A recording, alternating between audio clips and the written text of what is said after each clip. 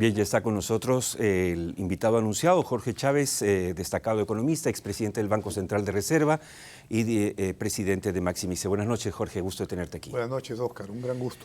Es un momento para reflexionar sobre lo que está pasando en el país. Te decía antes de salir al aire que hay dos mundos, ¿no? Y yo estoy a veces confundido ciertamente. El mundo de la macroeconomía, donde todo el mundo nos ve con admiración a nivel internacional, somos la segunda economía que más creció en la pandemia y la que se ha recuperado más rápido, tenemos buenas reservas internacionales, somos el país que menos ha crecido en su endeudamiento en comparación a otros países que ya superan pues, el 120 o 30% como el propio Argentina, que es un desastre, pero por otro lado la microeconomía no va bien. Entonces, empecemos por el mundo.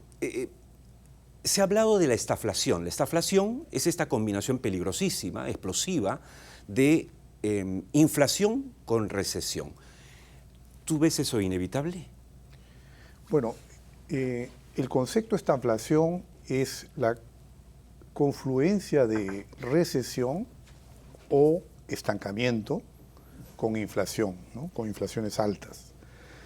Y además de la confluencia hay una retroalimentación, o sea, la alta inflación lo que hace es mermar los ingresos disponibles de las personas, o sea, su poder adquisitivo, y a través de este efecto genera una pérdida de capacidad de pago en caso de que estas personas tienen deudas, entonces se aumenta el riesgo crediticio. Ahora, esto puede ser en niveles que pueda ser manejable, en cuyo caso podríamos esperar hasta el momento la probabilidad de una estanflación abierta con recesión es solamente de un 30%, pero el porcentaje de probabilidad viene creciendo de acuerdo con los sucesos que se van dando, ¿no? Y actualmente lo que sí podemos afirmar es que buena parte, por lo menos aproximadamente la mitad de los países en el mundo, están indefectiblemente entrando a esta situación de estanflación, mientras que otros van a poder pasarla con un nivel de crecimiento un poco menor, pero sin llegar a un estancamiento, ¿no? El caso de Estados Unidos, por ejemplo, es de una desaceleración de la economía. Así es. Y ya ahora se prevé solo un crecimiento de 2,6%. Y han subido los intereses de manera también Claro, dramática, como no pasaba en décadas. Así es. Creo que desde el gobierno de Jimmy Carter, ¿no? Más o menos. Así es. Hay toda una política monetaria muy, digamos, básicamente de romper con esta política extremadamente laxa que ha mantenido por mucho tiempo la Reserva Federal y otros bancos centrales. Pero lamentablemente este cambio de política ha llegado muy tarde y confluye con la guerra con Ucrania, la guerra de Rusia con Ucrania. Entonces los impactos ahí se están cruzando y eso está generando una mayor probabilidad de recesión. Pero digamos, en líneas generales, el Perú, digamos, es una economía que mantiene buenos fundamentos macroeconómicos, pero que sin embargo yo creo que ha perdido dinamismo, ¿no? Yo tengo unas láminas ahí, no sé si las podemos A ver, por mostrar. favor, si pueden mostrarlas, para ir comentándolas. Para ir viendo cómo es que... Esta, por ejemplo, ¿de qué se trata, Jorge? Bueno, aquí podemos apreciar, este es el comportamiento que tuvo el PBI global de la economía peruana, y también he graficado dos sectores que son claves para el Perú, que es el sector minero, ¿no? Que como vemos siguió una tendencia parecida a la del PBI global, o sea que el PBI global está muy atado a lo que sucede en la minería, ¿no? Cuando la minería cae mucho, el PBI global cae mucho. Ahora vamos a ver por qué sucede esto. Pero aquí podemos ver cuál es esa línea punteada. Es la perspectiva de crecimiento, la tendencia que venía de atrás, ¿no? Desde antes de la pandemia, ¿no? O sea, la tendencia pre-pandemia. Sí, claro. Y podemos apreciar cómo es que el PBI real está evolucionando por debajo de la tendencia que había antes de la pandemia. Si bien se ha recuperado el nivel que hubo de PBI antes de la pandemia, sin embargo, la tendencia se está perdiendo y eso está... Y básicamente, si volvemos a la lámina, por favor. Por favor, atrás. Tiene que ver con la pérdida de dinamismo de la minería, ¿no? Claro. Debido a los conflictos sociales, a la política gubernamental totalmente, digamos, imprevisible, ¿no? Sí, pues errática. Errática.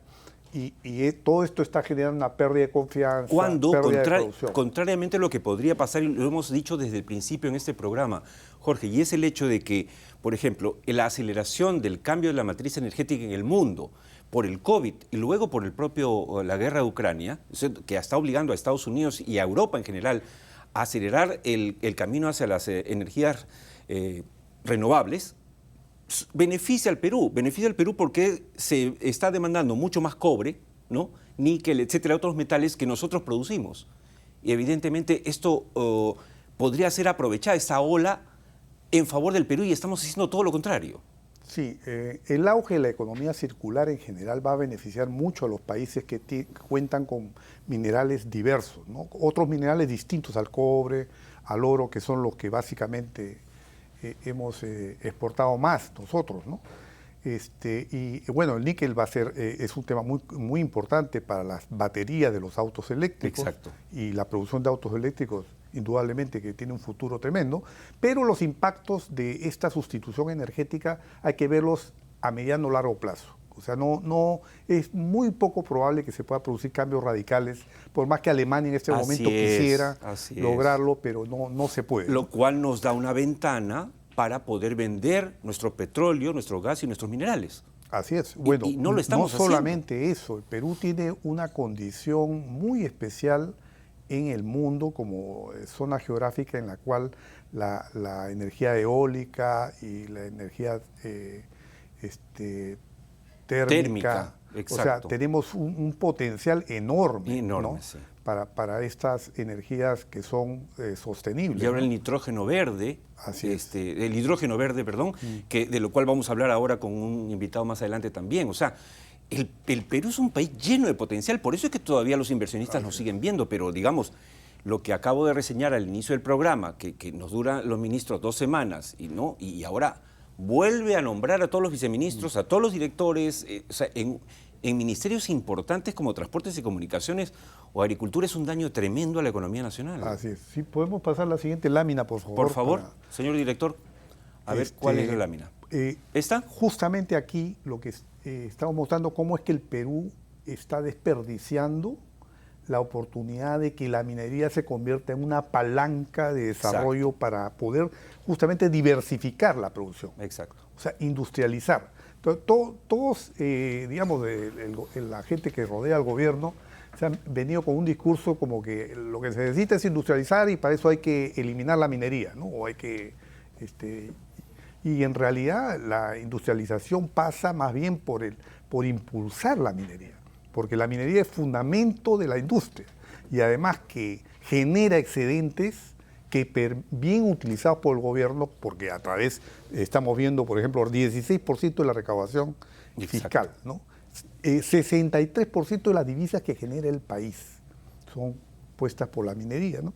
Y luego un impacto en el empleo formidable, porque no hay que mirar solamente el impacto directo en el empleo, o sea, tiene un impacto indirecto, ¿no? En actividades como el transporte, servicios. Así es. Y también un impacto inducido por las nuevas inversiones, que magnifica esto. Entonces, por cada dólar que se invierte en minería, yo creo que hay que pensar en 8 veces su impacto en empleo de ese dólar que Totalmente. Además, invirtiendo. lo importante acá es que ya no estamos hablando de ideología, sino que hay que ser prácticos. Si lo que tenemos es este potencial tremendo de la minería, usar, como tú dices, para apalancar, para, digamos, hacer crecer otras actividades, que es lo que no hemos estado haciendo. ¿Qué otra lámina tenemos? Tenemos la siguiente, por favor. Podemos apreciar cómo es que el cobre y el oro han sido severamente golpeados por los conflictos sociales y están en descenso. Más bien son otros minerales los que están teniendo una evolución más al alza, ¿no? Y lamentablemente pues tenemos una estructura de producción minera que todavía está muy concentrada en cobre y digamos hay nuevas inversiones que hay que promover, ¿no? Ahora, quería hacer algunas reflexiones contigo antes que nos gane el tiempo. En este programa estamos tratando de hacer el esfuerzo no fácil de reconocer las cosas buenas y no solo las malas, ¿no es cierto? Porque la crítica es feroz y hay muchas cosas que criticar.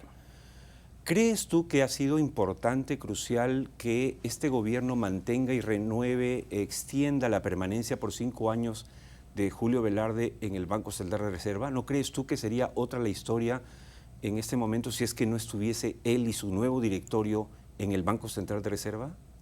Sí, yo pienso que, digamos, no es que se trate de la persona en sí, ¿no? Pero sí, sí digamos, él obviamente tiene una trayectoria que genera credibilidad, pero, o alguien como él hubiera sido, pero digamos, Renzo Rossini lamentablemente falleció, Así es. hubiese sido también una persona que hubiera también generado una credibilidad bastante alta, pero yo creo que ese es el fundamento ahorita más importante que está generando la estabilidad de precios en Perú, digamos que si bien han subido los precios, yo creo que la política del Banco Central está por buen camino. Se inició el ajuste de las tasas referenciales mucho antes que los bancos centrales de las economías grandes y eso le está dando una ventaja al Ahora, Perú. tú has sido presidente del Banco Central de Reserva del Perú.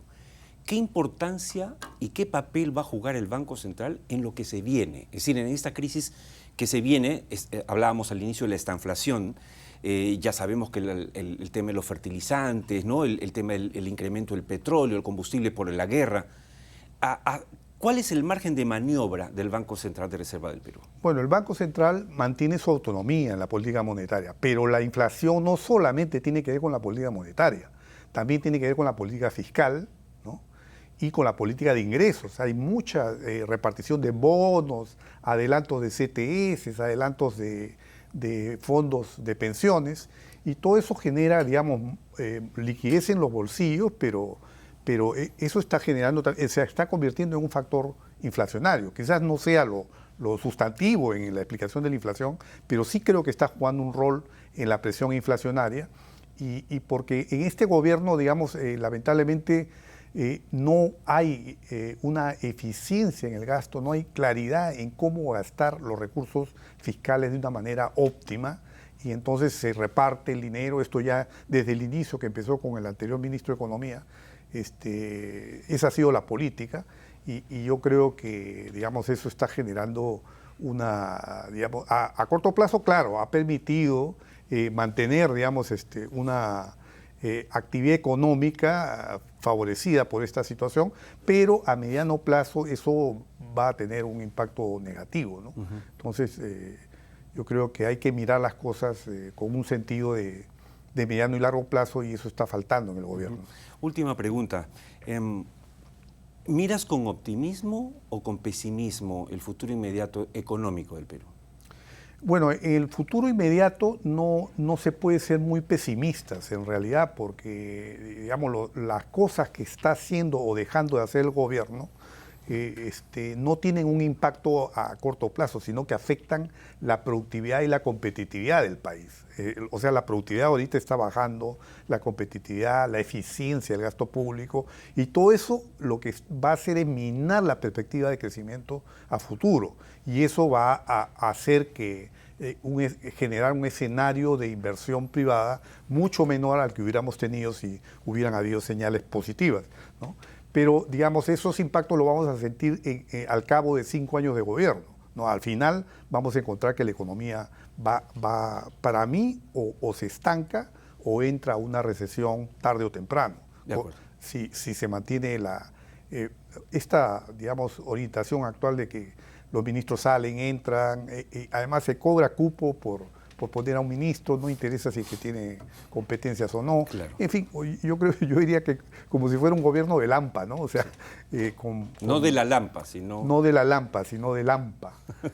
y eso, la verdad que yo creo que más que el temor al comunismo es el temor al caos, y al un populismo desenfrenado, no solamente del gobierno, sino también del Congreso, porque muchas de las iniciativas populistas también vienen por el lado del Congreso. Así es. Ahora, un tema crucial ahorita es el tema de los fertilizantes y el impacto que va a tener eso en el agro, Así es. y también en la alimentación de la población. Ya hay ollas comunes, ¿no? Que están desabastecidas, la gente, son como 2.600 ollas comunes, de la cual he estado viviendo, sobre todo la gente de zonas muy pobres en las urbes, ¿no?